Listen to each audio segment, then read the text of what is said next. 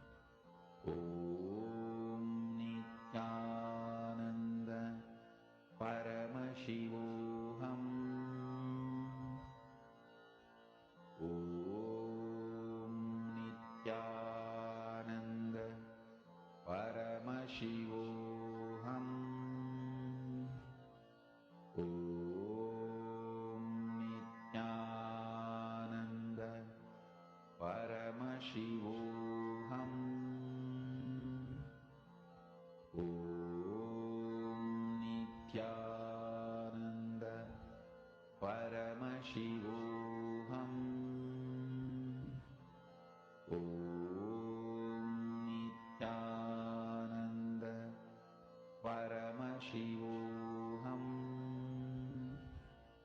Om Nithyananda Paramashivoham. Om Nithyananda Paramashivoham. Om Nithyananda Paramashivoham. Om Nithyananda Paramashivoham. Om Nithyananda Paramashivoham. Om Nithyananda Paramashivoham. Om Nithyananda Paramashivoham.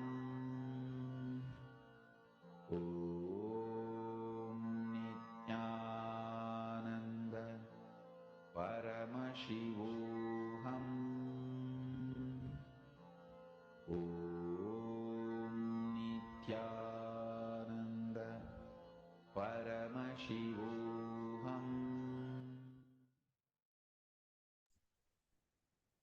Yes, you can finish up the verifying with your partner. Finish up verifying whatever you were able to hear through your third eye. You were able to feel it, sense it, download it, whatever came. Just share immediately with your partner what your third eye told you.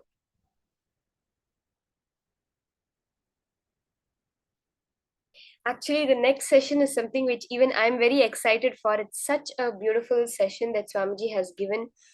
A real breakthrough understanding. You know, when you think about prayer, when you think about getting something from God, what's the immediate context? Oh, I'm something low and I have to beg him and I have to pray to him.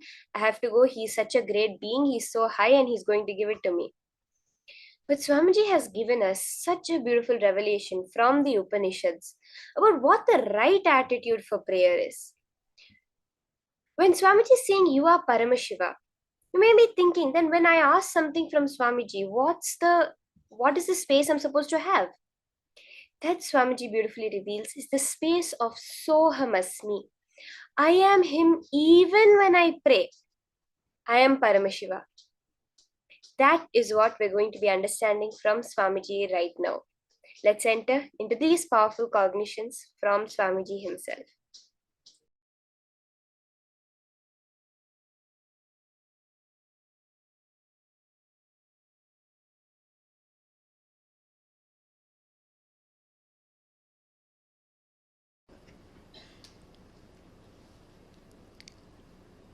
I'll try to explain the science of prayer.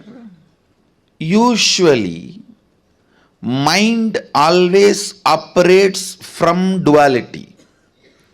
If you utter a word, he is not good, means already you came to the conclusion he is bad. You can't take a stand, he is not good, does not mean he is bad. Let us stop with he is not good. You will never take that stand. As a natural flow, your logic is always taught to take the extreme stance. The moment you hear the word, he is not good, immediately he is bad. Understand, duality keeps the mind alive.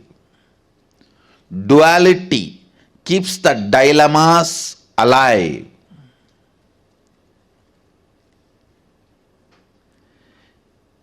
Your mind is so brilliant, it can even use religion to keep itself alive.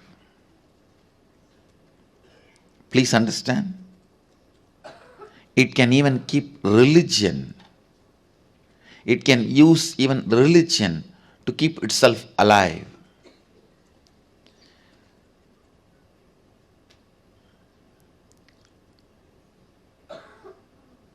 Prayer is one of the most misunderstood, abused concepts.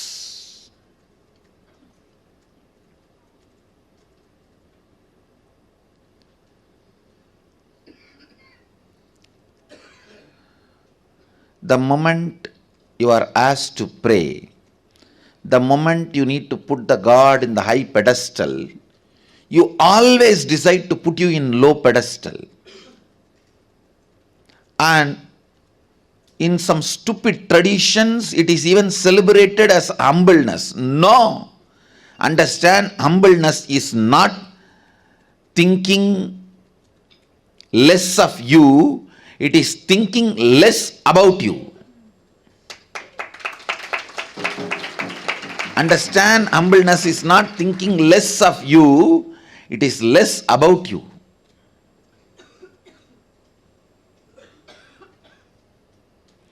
Humbleness is not the image you have about yourself. It has nothing to do with the image you have about yourself.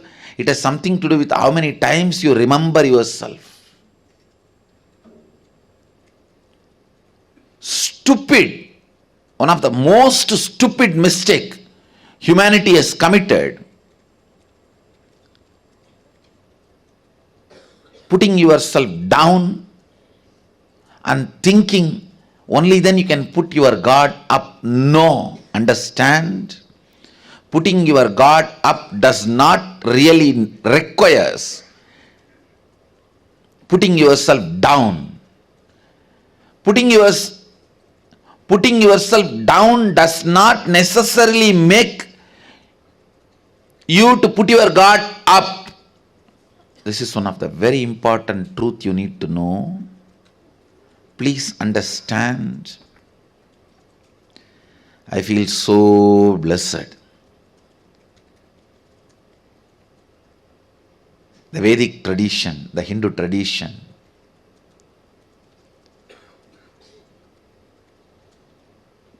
reveals the science of prayer so beautifully. Actually, this verse forms the basis of the celebrativeness of Hindu tradition. This forms the basis of the celebrativeness of the Hindu tradition. Even while you pray, you don't need to put yourself down or have a low self inner image. You don't need to become a sinner to make God saint. God can be saint. You can continue to pray to him. That does not require you should put yourself as sinner.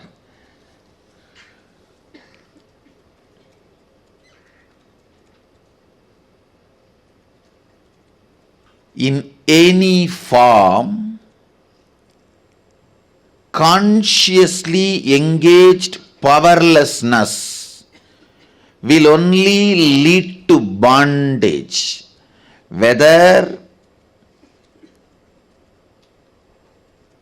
during the period of your study or during the period of assimilation and cognition of the truths about your life, or during the periods you practice your profession, or during the periods you build your relationships, career, every part of life, or during the period you pray or you meditate, every part of life, entertained powerlessness only will bring tremendous bondage to you, suffering to you. Understand, even in front of God, you don't need to feel powerless to pray to him, to ask him. What a mature tradition.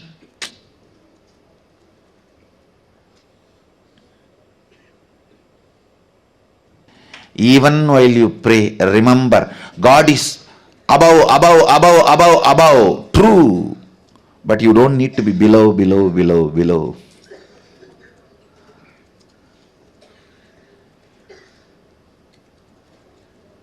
You don't need to be below for the God to be above.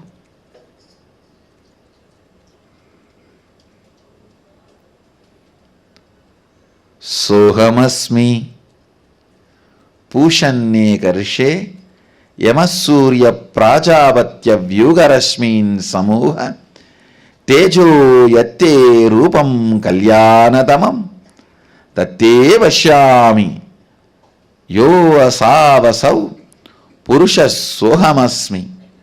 Listen. So many of the stupid attitudes, aptitudes, cognitions you build, thinking that it is necessary to get the grace of the God, put yourself in the guilt, powerlessness, which actually no way supports you, helps you to experience enlightenment.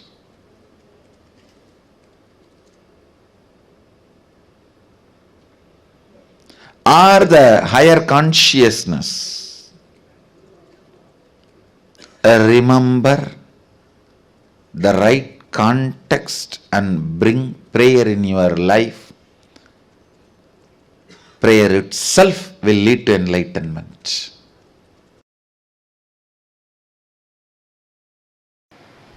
That is why I tell you, always pray to that source, O source, where you and me are one and the same. The Sohamasmi is the reality. I ask you, I do not know whether that source is now in Guru's being or in this body. It is based on the level of completion you have. If you have too much incompletion inside you, naturally the source will be on the Guru's being. If there is less incompletion, more completion in you, the source will start moving towards you. When you become completely complete, the source will be centered on you. So, you don't even have to worry where the source is. Just say, oh, the source, where me and you are one and the same, and make whatever you wanted. You can ask him and ask him, please make this into reality. You can also put a footnote. If something I am asking is not right for me, then give me the intelligence to develop myself. Or you can also say, even if it is not, you think it is not right, I want only this. No, you have a right. You have a right.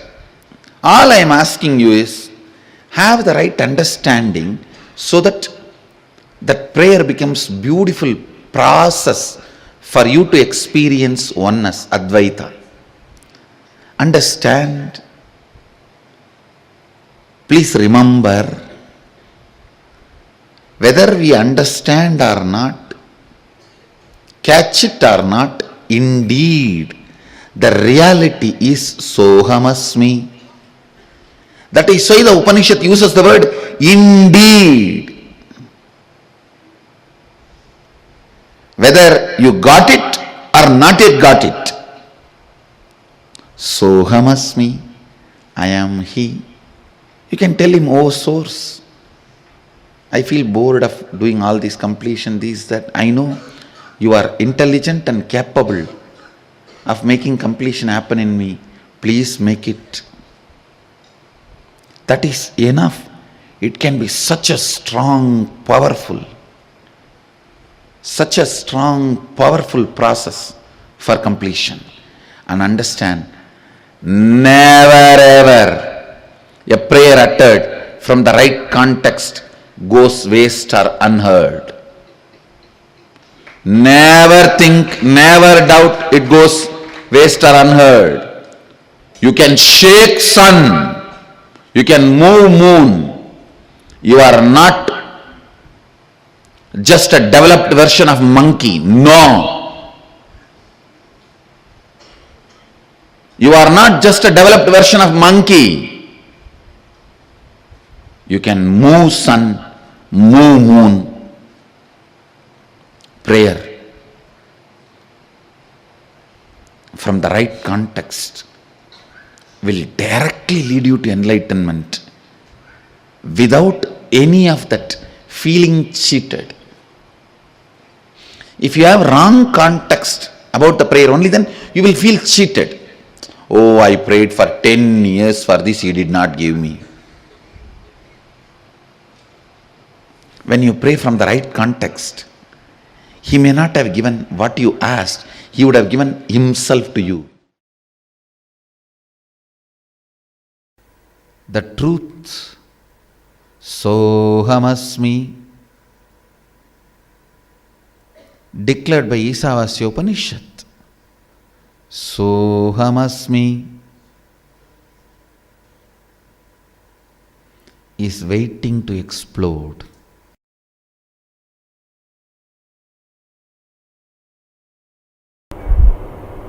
Understand, this can happen only by the tremendous surrender to Mahasadashiva. You can't enter into his home by any demand. No. No Aushadha can work. No, he's not a serpent. You put some medicine and herb and he will listen to you. No.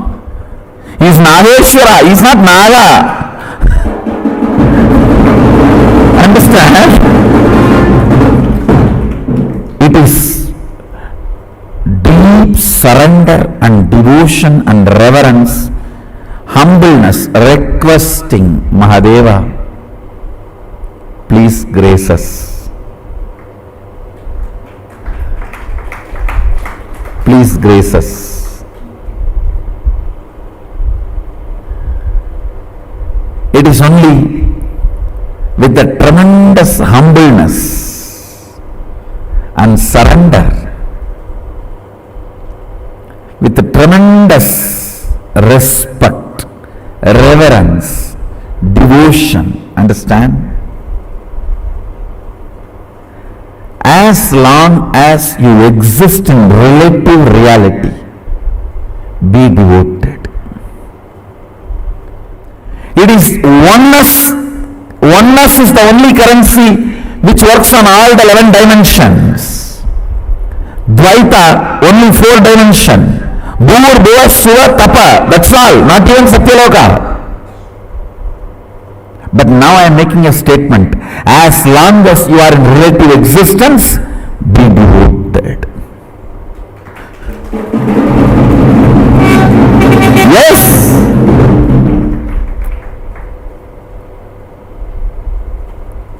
Your third eye should be penetrated with the truth of oneness, Advaita, Shuddhadvaita. But as long as you are in a relative existence means you are able to feel I and you, means first person and second person. As long as there is a first person and second person. See, when you decide to sit, manifest powers, oneness is the reality. Oneness is the truth with which you manifest powers. That's the ultimate truth. When you are operating in relative existence, be always devoted. Devoted even to your own oneness. Understand this word. Upanishad says, Sohamasmi. Even when I pray, I am you. Even when I am you, even when we are one, I pray to you.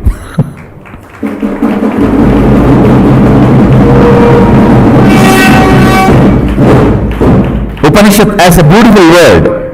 Sohamasmi. Even when I am praying, I am you. So even when I am you, as long as there is a relative reality, I pray, I am devoted to you. I know you and me are one and the same. But as long as there is a relative existence, till I feel there's a skin for me and skin for you, I am devoted to you. People ask me, when thousands worship you, why do you bow down so much in front of the deities? And understand, this is the secret. When you sit in oneness, you should know very clearly, even when I pray, I am you. When you are operating in relative existence, you should know, even when I am one with you, I am praying. I am devoted to you.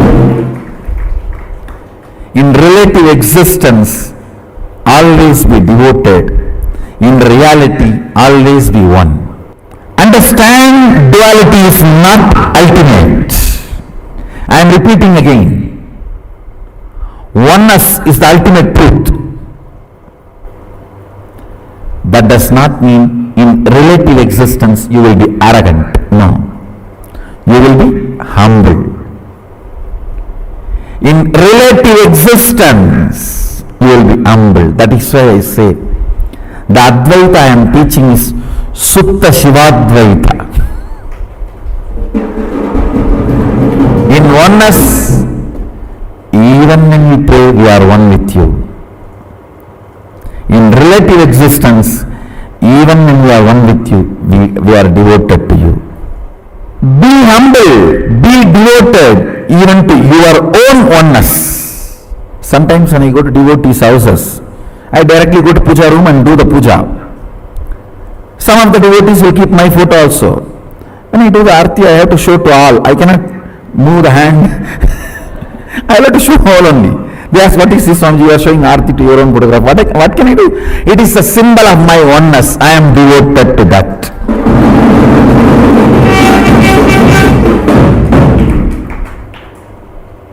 Even I bow down to.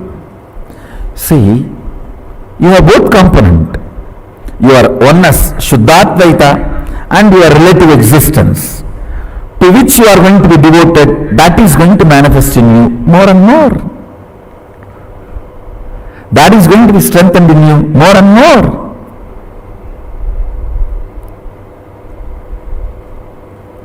Kailasa is the space of ultimate oneness. Sachidananda, ultimate oneness. Understand, Kailasa is the space of ultimate oneness. And if you hear only the Shabda, you can read your mind. If you hear only the Nada of Kailasa, you can read others' mind. I'll repeat the verse once, read out the translation, then give you the commentary. Agnenaya Supataraye Asman Vishwani Deva Vayunani Vidwan Yuyot Yasmajjuhu Huranamena Bhuyishtam De Nama Bhuktim Videma Agnenaya Subhataraye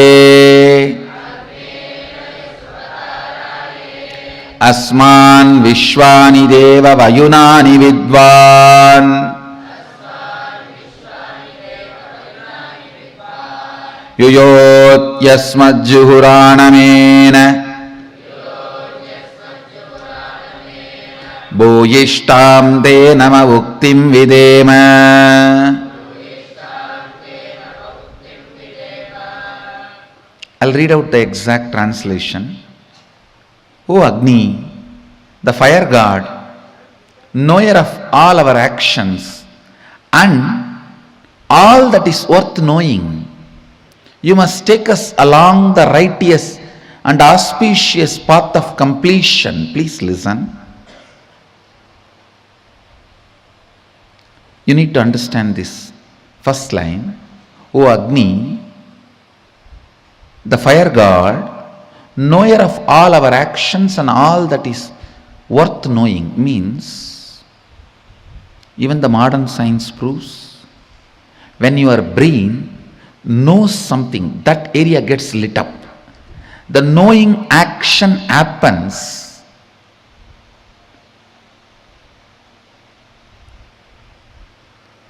when the fire moves into certain part of the brain. Please understand,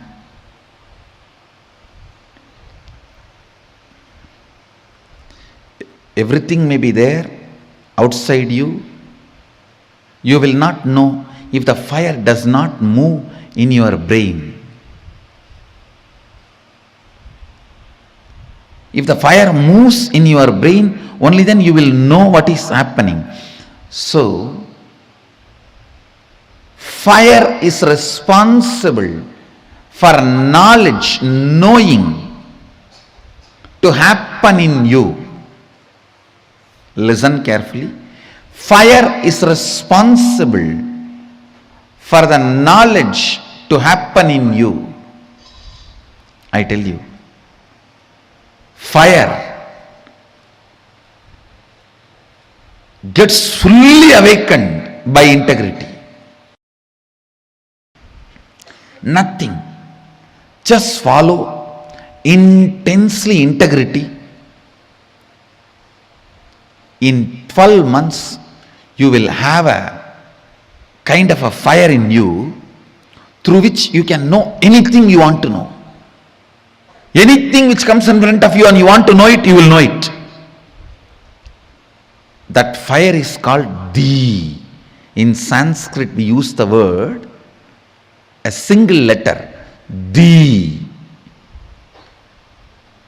All the ancient languages, fire is addressed as ti. In Sanskrit, in Tamil, in many of the ancient languages. Listen. Di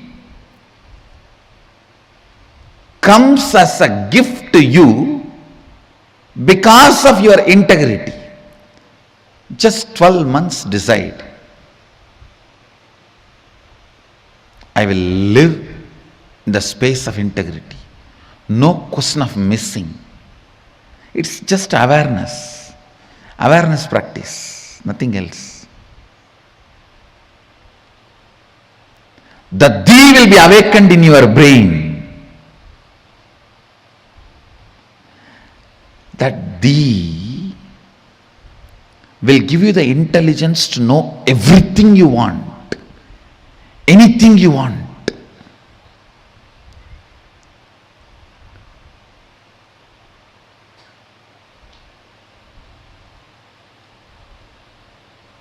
Here the Upanishadic rishis are addressing fire.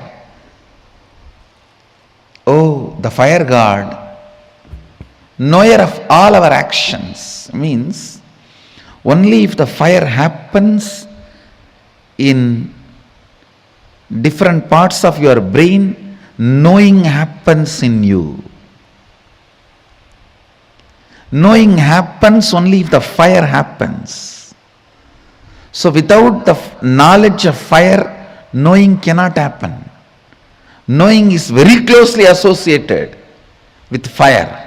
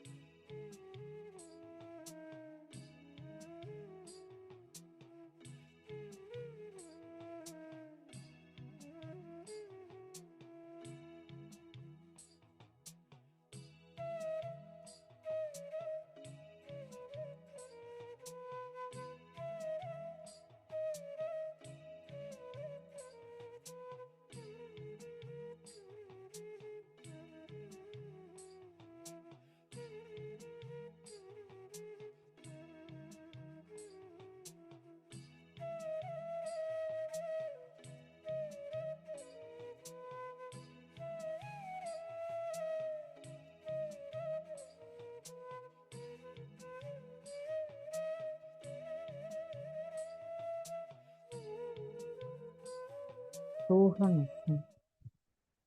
The right attitude of prayer is Soham.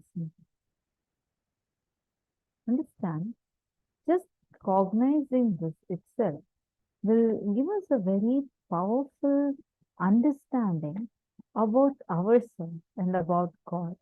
The idea we carry about God, the idea we carry about how to worship God, what is prayer, all of these play a huge role in sculpting the way we relate with Him. You may be wondering, why is it that Swamiji is explaining so much of importance to what prayer means? Why?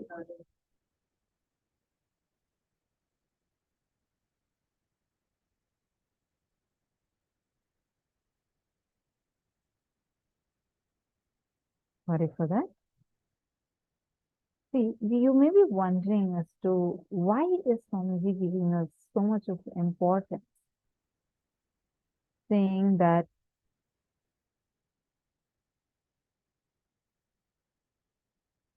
this putting God in higher pedestal and you don't need to put yourself in lower pedestal. Why? Why is it so important to understand? Listen to this. Because how you are listening and cognizing about God, how you could relate with God, is going to impact the way you experience life.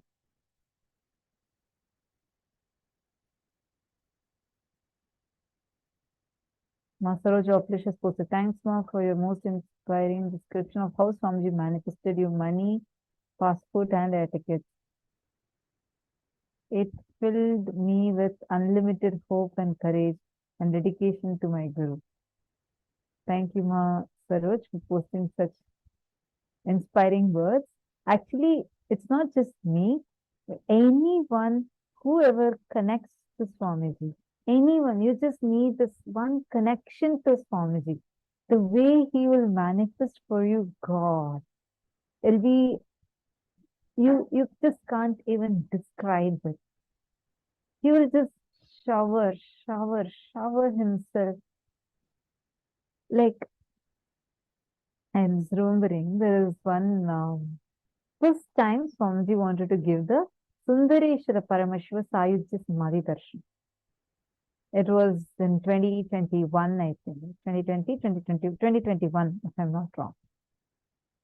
And this Sundareshwara Paramashiva Sayujya Samadhi Darshan, usually there's like, Swamiji will announce it ahead of time. Like, you will, already Swamiji will say that on this date, Paramashiva is going to manifest as Sundareshwara and will shower everyone. So like this, you will get to know earlier, right? And you all will also be seeing the posters, everything out. This particular day, and this is like the very first time Swamiji is even going to give that darshan.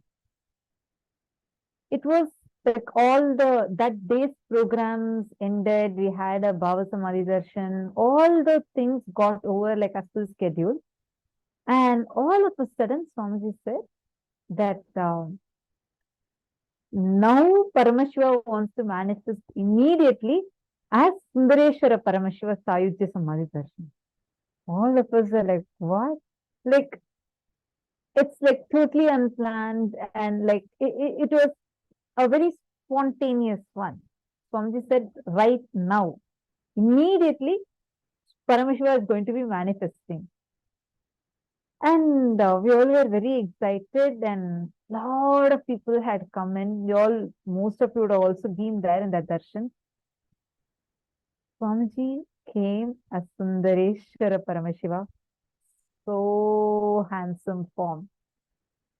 So handsome form, just wearing one turban with one feather flying.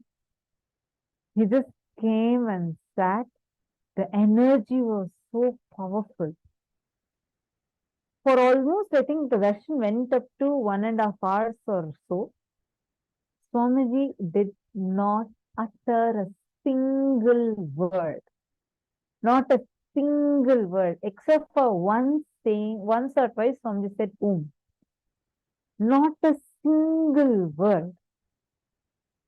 And darshan got over. I was really thinking like, suddenly Swamiji came, gave this darshan, and like, what's happening kind of a thing. It was just, but it was so beautiful darshan. Even now, I just love that form with which Swamiji came as first ever Sundareshwara Parameshwara Sahaja Samadhi darshan. Few minutes, darshan just got over. I got from independently 60, 60 different people messaged me saying how they were just waiting, praying just to see Swamiji once.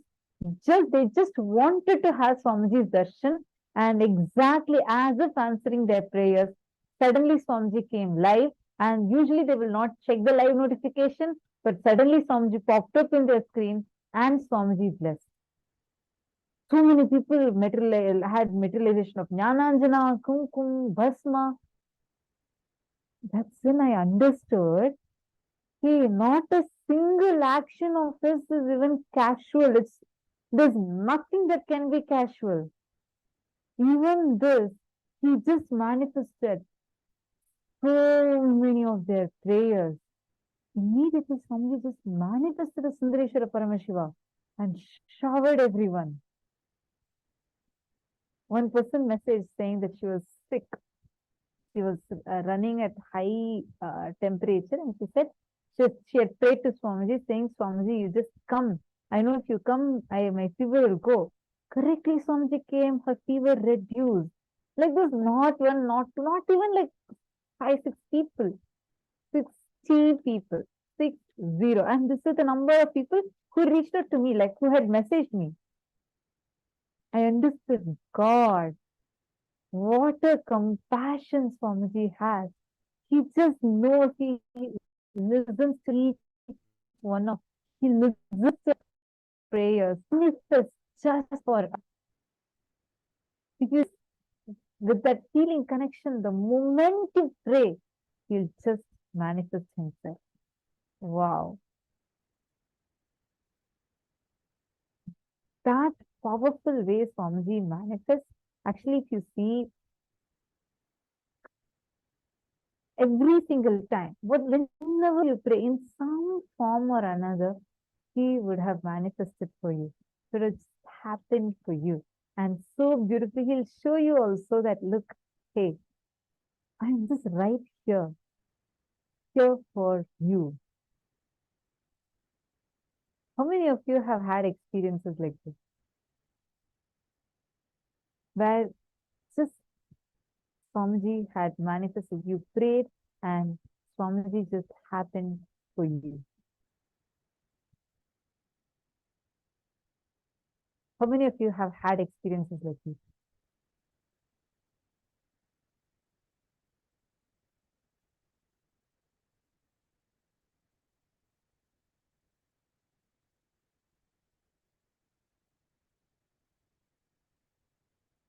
Millions of experiences. Wow.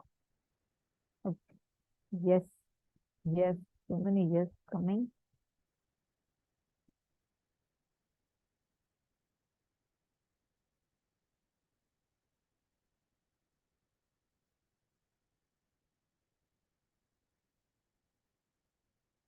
So now,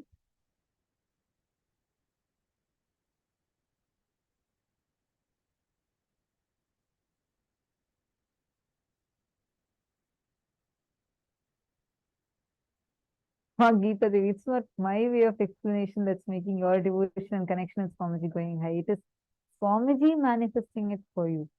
Understand? All the people around you is just mediums. It is Swamiji flowing and manifesting just exclusively for you. See, now all of us understand this one thing. When you think that, oh, to put God in a higher pedestal, I need to put myself in a lower pedestal. You're actually fooling your own self, and it becomes a justification for this self-victimizing pattern. See, understand. Whenever you say, oh, if God has to be high, then I need to be something low. No, that is only binary logic. If God has to be higher, you do not need to be lower. Swamiji once said, Swamiji said that if Paramashiva is the ultimate, supremely auspicious and powerful, extremely powerful, uniquely powerful. Then Swamiji said, Parandama is the ultimate. He is supremely auspicious and supremely powerful. And then Swamiji said, these two statements don't conflict with each other. Understand? These two statements do not conflict with each other. For Paramashiva to be the ultimate does not mean Parandama also cannot be ultimate. Understand? It is our convoluted thinking that we always think if one needs to be higher, the other one needs to be lower. No. For one to be higher, the other one does not need to be lower. That is why Hinduism is the most sweetest, non-violent lifestyle religion. The very understanding about you transforms in this. See, for Parandam, for Paramashiva to be the ultimate, he is infinitely powerful, uniquely, infinitely powerful, all powerful. Same way, Parandama is uniquely, infinitely all powerful. Same way, Parashakti, Devi, is uniquely, infinitely all powerful. These do not conflict with each other.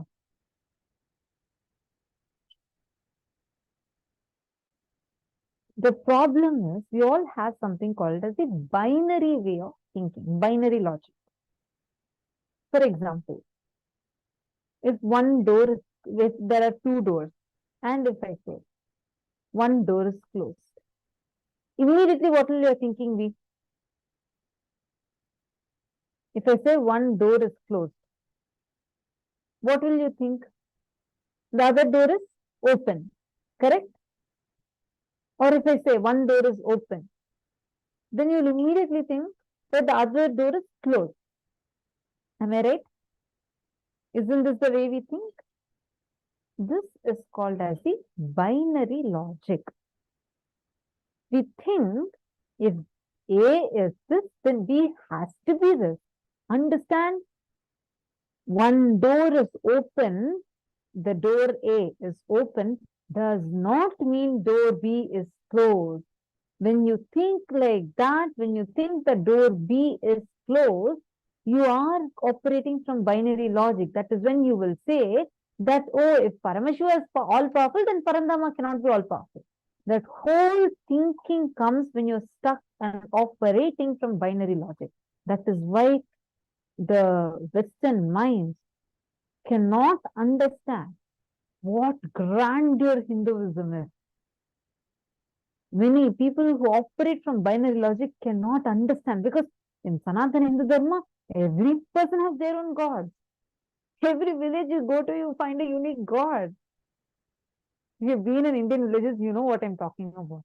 Every temple, each temple will have their own Amman, their own Paramashiva deity. Each will have a unique God. 33 crores of devatas are there. How come? How so many are existing? Understand, this number 33 crores of devatas being there does not mean that one is higher, one more is lower. No. It is simple. If I am saying, I can see through this eye. Immediately, if you assume that I am not able to see through this eye, you're operating from binary logic. This eye may be open or closed, it can work or not work. Unless you see and discover that, you cannot come to that conclusion. But when you say, I know this eye is open, but because Swamiji said, this eye is also open, then I just know both of the eyes are open. That is the best boon that we all have as Paramashiva's disciples. Understand? Whenever you take the powerful cognition Swamiji has given, I know Swamiji is Paramashiva. Swamiji is saying, I am also Paramashiva. Whether I understand it or not, whether I am clicking with it or not, Swamiji has told me. That means I'm from this moment I know I am Paramashiva. Operating from that cognition will awaken the multi-dimensional logic in me.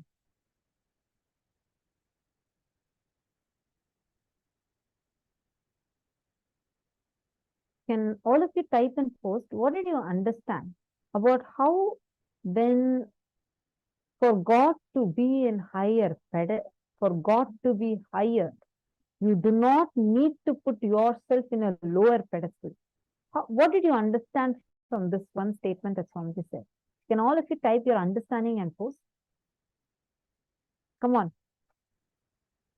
Ma Sherry Gao, Ma Ratna Prabha, Ma Saroj Joplish, Ma Nitya Naresha, Ma Jnana Pradata. Listen to the question. When Swamiji said, for God to be higher, you do not need to be lower.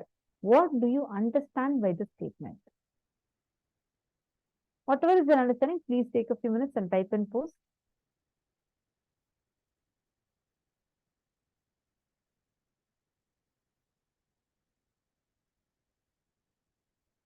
Please post it now.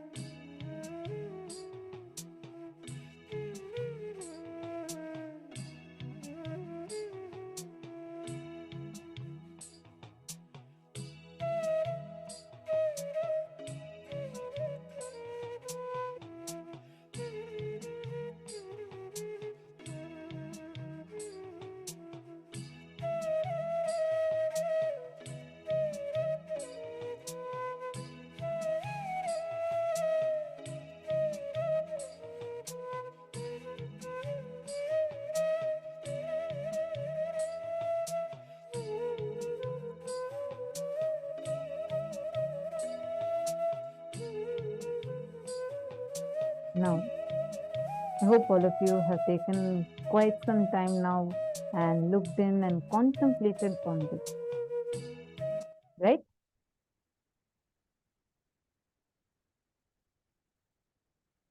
Looked in and written down.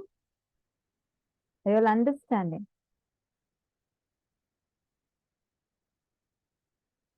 Very, very nice understanding. So many of you have posted. See, now with this cognition, connect with Swamiji. You're going to enter into next round of power manifestation. All right. I request all of you to understand. Every time any great devotee, you take anyone from any Purana, any example, you would always see Paramashiva will just test the disciples with persistence, but he'll never let them down. Understand? And you'll always see the people who are worshipped, even now the 64 9-mas who are worshipped, 63 9-mas who are worshipped, all of the 63, each of their stories, if you see, each of them are like normal human beings like you and me, just doing normal things. But at some point, they have such a deep feeling connection with Paramashiva, even when the worst thing happens to them in their life, they do not deter away from their strong feeling connection with Paramashiva. And Paramashiva manifests, blesses them, showers them, and even after thousands of years, even now, those beings are worshipped in temples as 63 9-mas. So understand, even when you think, oh no, I am not manifesting anything, nothing is coming to me, hold on to your feeling connection. Do not ever doubt your feeling connection. Strengthen it more and more. You simply start manifesting. For all of us clear, shall we all enter into the power manifestation?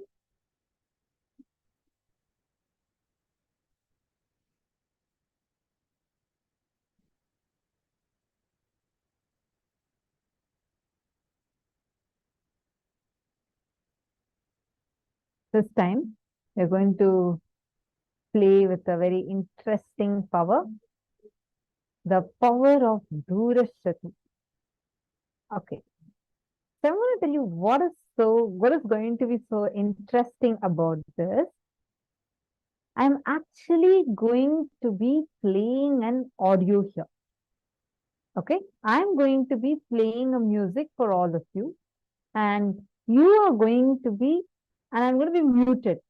See, listen carefully. I'm going to be muting myself, and I am going to be playing an audio here. You will not be able to hear with your normal 2 ears. You should use your third eye and you should listen to what music I am playing here. Are you all ready for this game? It's going to be very fast. Ready? If you are ready, please put in the chat saying, yes, I am ready.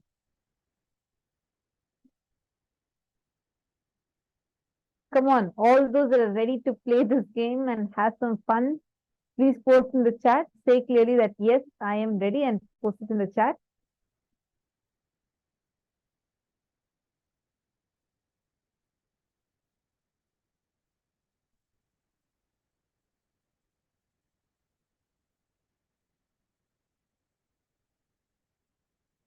Okay, so now the time starts now. So basically, I'm going to be playing music, and I'm going to be muting my mic here. So you will not be able to hear the music through my microphone. You will be able to hear it through your third eye. You should listen. You should see through your third eye and you should listen.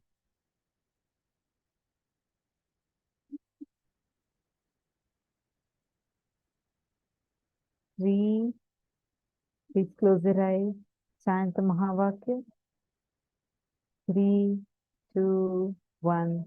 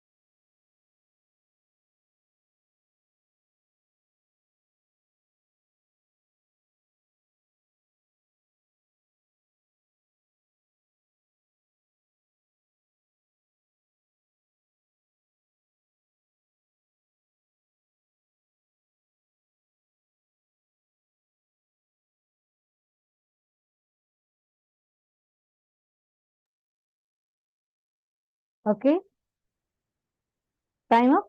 You all can post in the chat whatever you heard. What was the music that I was playing here? Come on.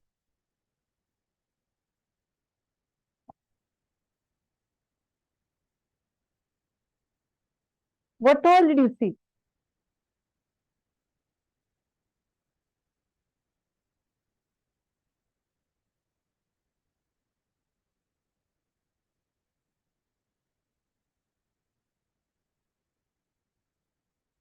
I'm going to be continuing to play the same sound.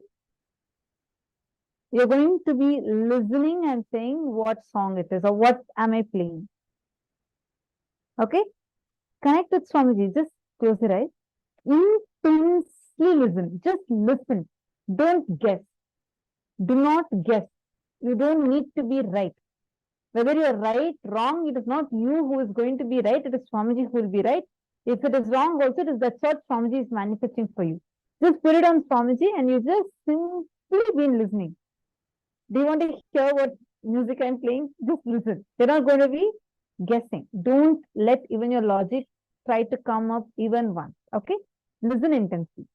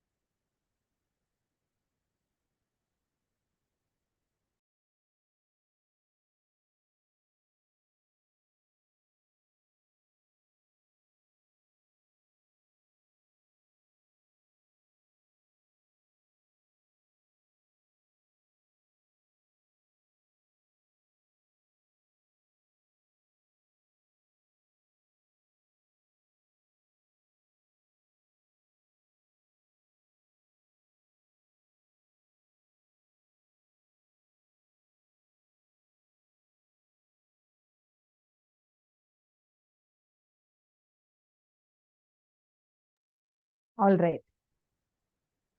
Some answers have come. Now let's see what the right answer is.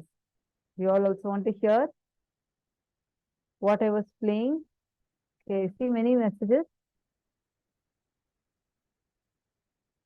See, it will be different things. So now if I play something does not mean in next round also I'm going to play a similar thing, okay?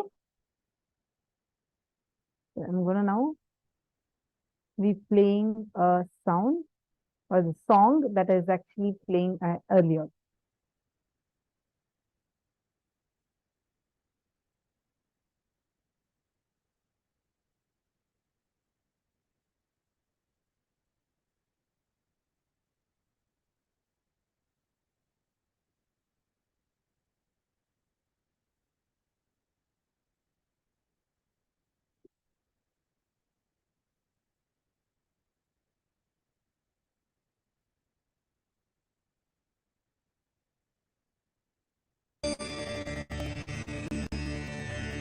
அருமருந்தே அண்ணாமலையோனே ஆனந்த நித்யனே அகருள் மாய்ப்பவனே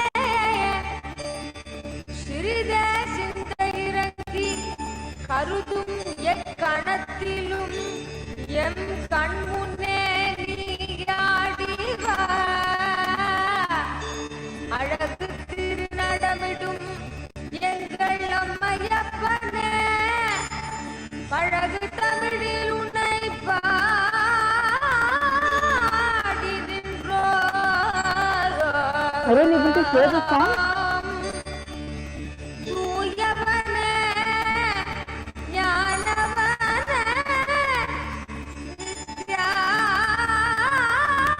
நித்யானந்தனே தெய்வ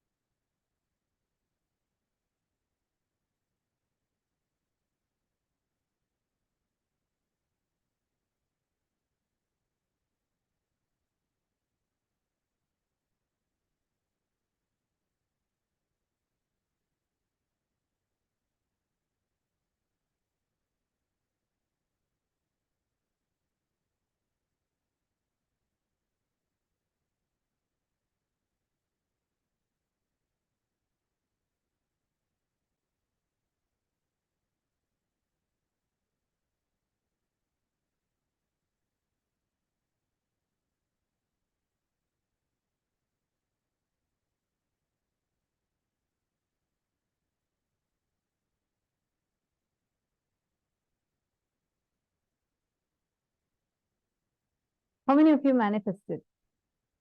How many of you were able to manifest this round? How many of you heard this song?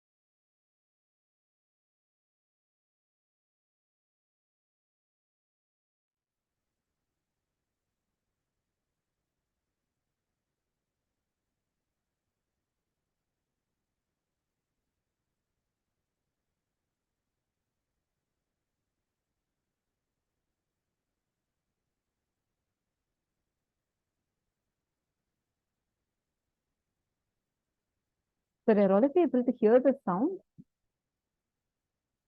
Were you all able to hear the sound clearly in the previous round?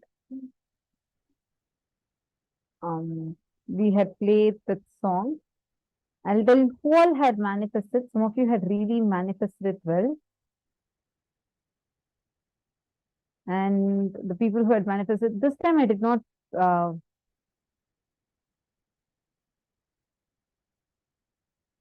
Mamsakala said this. Yes, Mapesha, I saw your answer. Yes, you also had manifested. So many of you had actually manifested it. Now again, last time you all thought, okay, it was Swamiji's song. Now this time, let's see, I may or may not play it. And I'm going to be muted. And round 2 start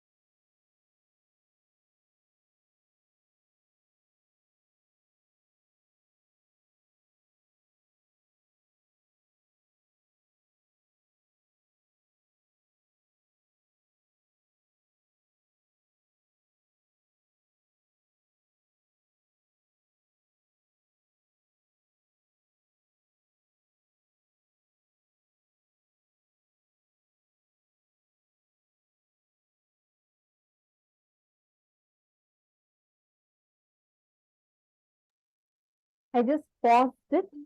I just want to remind again, chant Mahavakya for a few minutes. Intensely listen. No sound. You don't create a sound.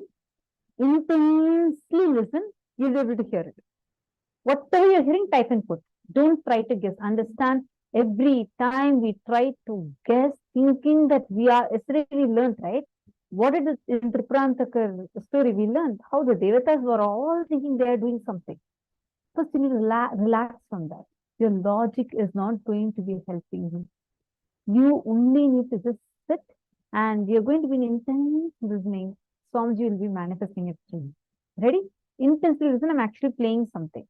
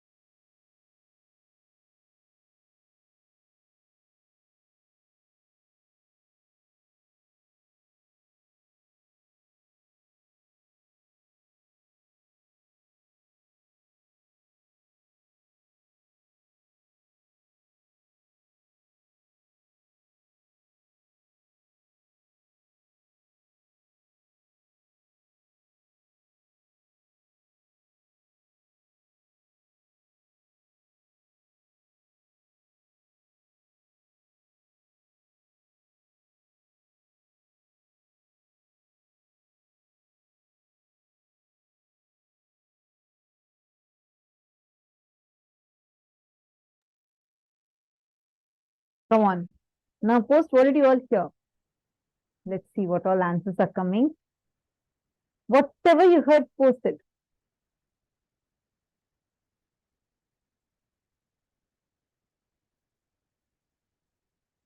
Then what else? What else came? Come on. Keep posting. You got some visualization. Did you get some instrument? Did you get some sound? Did you get some song? Whatever came. Just keep posting.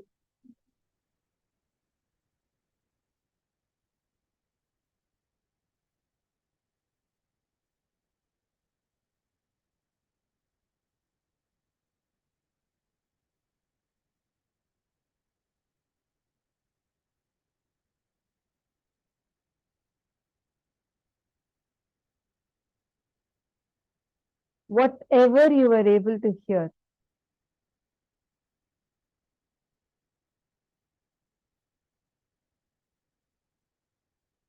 Ma, Priyesha, you should not give me so many options to choose from.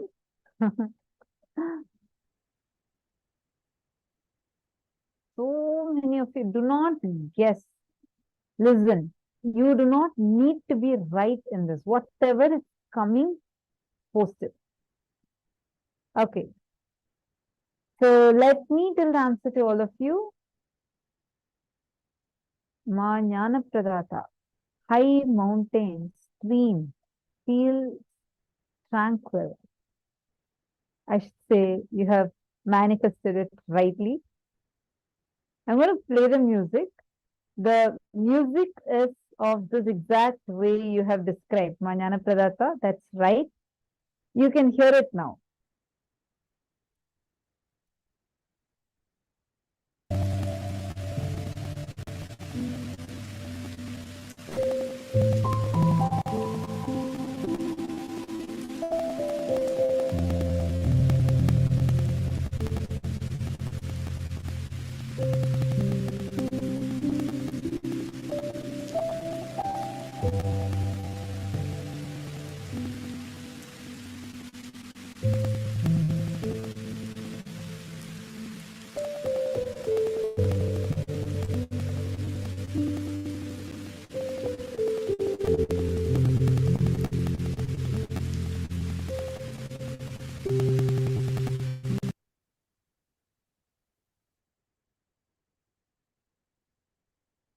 it is actually supposed to be some rain sound with this chime. I think few of you told this chime sound. So Ma Jnanapradatta had perfectly described actually this exact visual there in that video also. And if you listen to the sound, it sounds the same. Like high in the mountain, there's like a stream and like, the tranquil feeling. So perfect, Ma Jnanapradatta, you have beautifully manifested it. And Ma Geeta Devi also said chimes, and Ma Jayanti Kanakaratnam and Ma Sonia Rao had told that there's an upbeat. If you see, the piano is going in that upbeat only. All others, Ma Rani Iyer, Ma Ilenzu, Ma Irene Lemos, Ma Donna, Margarita, you all also should participate.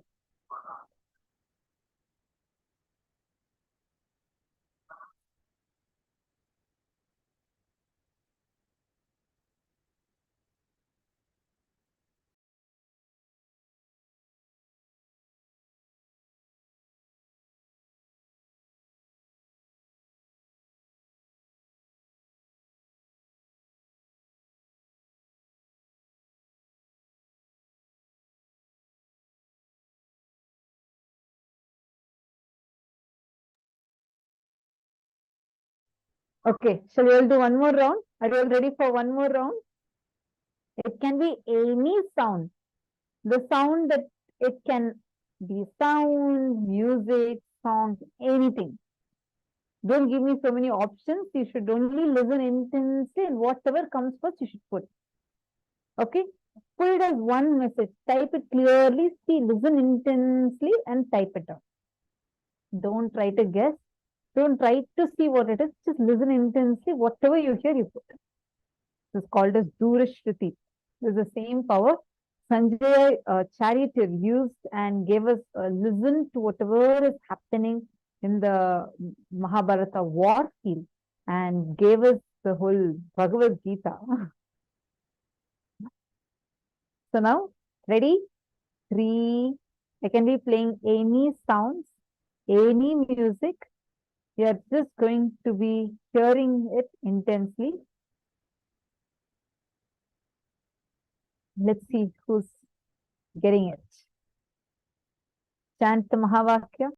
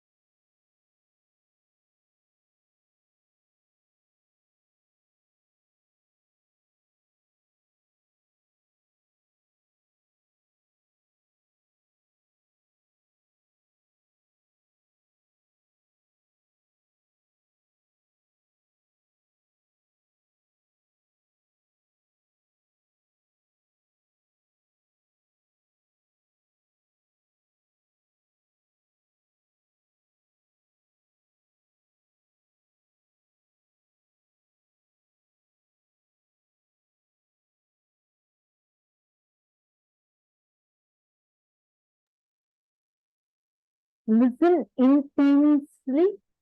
Do not try to guess. Just intensely listen. You will not be able to guess. Just listen. Whatever is coming, even if you feel like, why am I here? Okay, intensely.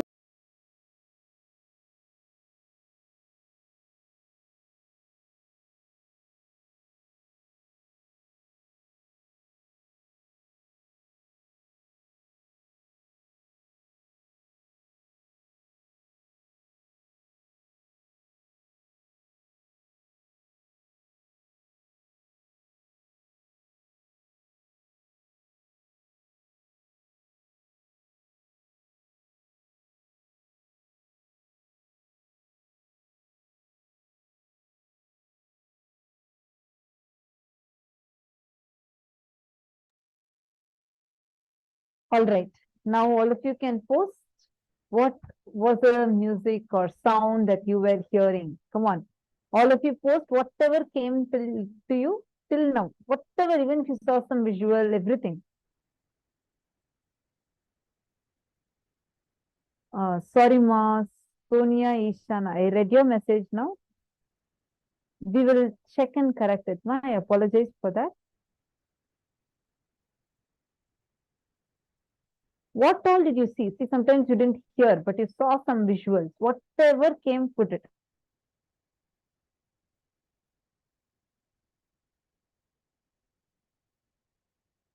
Whatever you saw, type it and put it in the chat.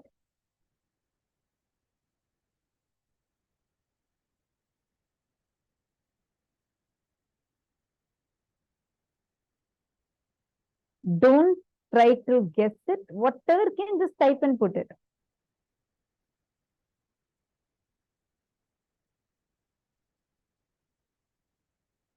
Come on, Hugo, what did you hear? Hugo, are you there? What did you hear? Tenguan Yang, what did you hear?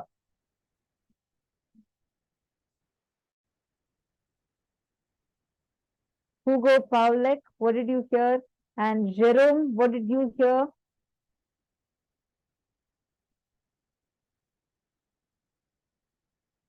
I request all of you to post.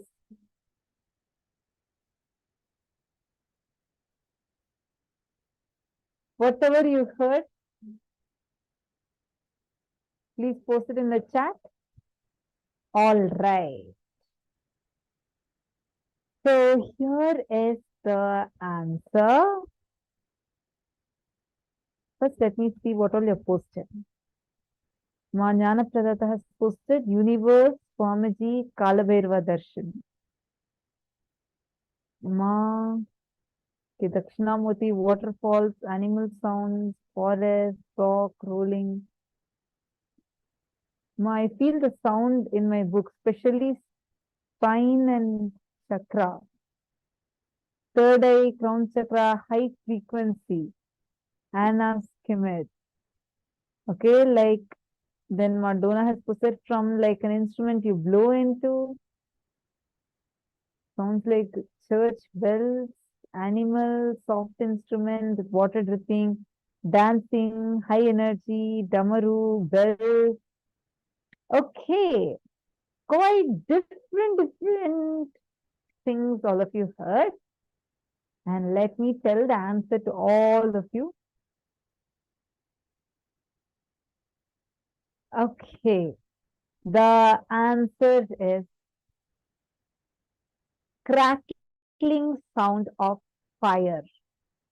Crackling sounds of fire. No wonder why so many of you had gotten the answer as high energy. I had played crackling sounds of fire, just crackling sounds of fire. I'm going to play it again. I'm not sure how much you'll be able to hear via Zoom, but I'm going to just try playing it. I hope you're able to hear it. It would sound probably like little muffled.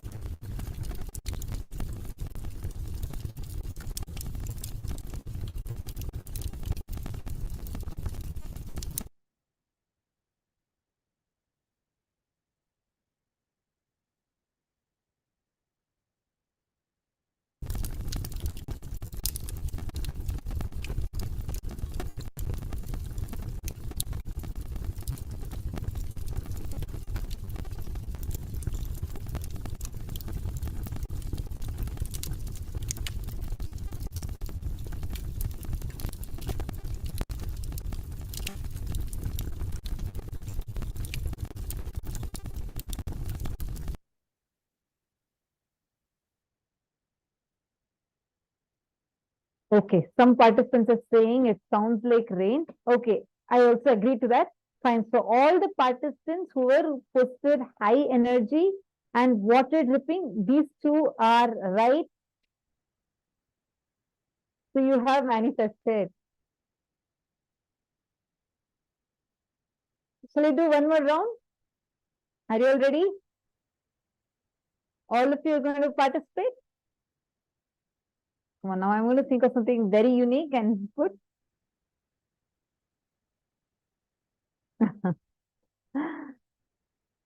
You all cannot guess it using your logic. You should not guess using your logic.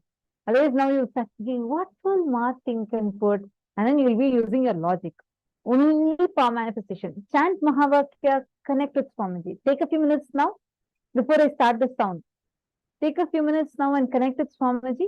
Chant Mahavakya. Please chant Mahavakya for a few minutes. Just intensely connect with Swamiji. First, unclutch from all the sounds happening inside of you. Close your eyes. Whatever is happening in you, unclutch from all of them. Do not create a thought. Do not sustain a thought. Do not destroy a thought. Just unclutch. Do not create a thought.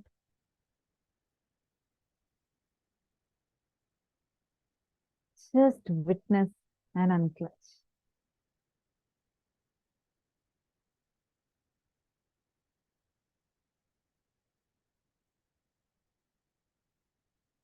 Now, whatever I'm going to be playing, I'm going to be playing a song, and you're just going to connect with Swamiji intensely in this space. Just be in listening. Let Swamiji play the song inside of you. All right?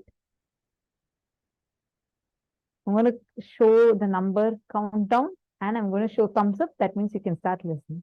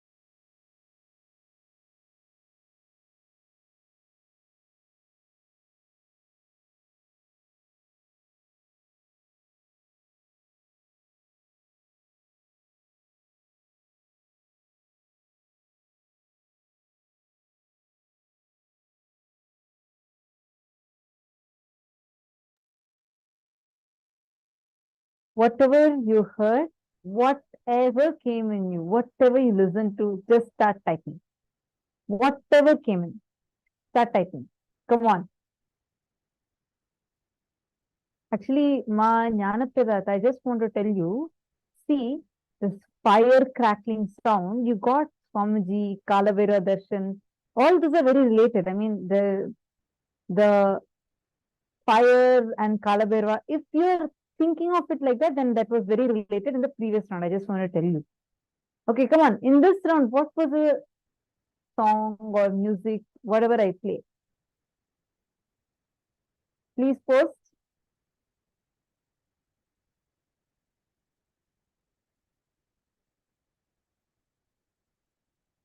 Whatever you listen to, please post. Don't guess. Don't see other people's answers and think, okay, this may be the answer, this may not be the answer. Do not guess.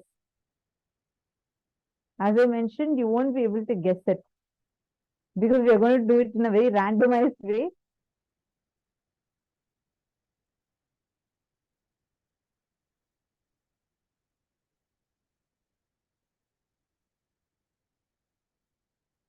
You all want to give it one more try?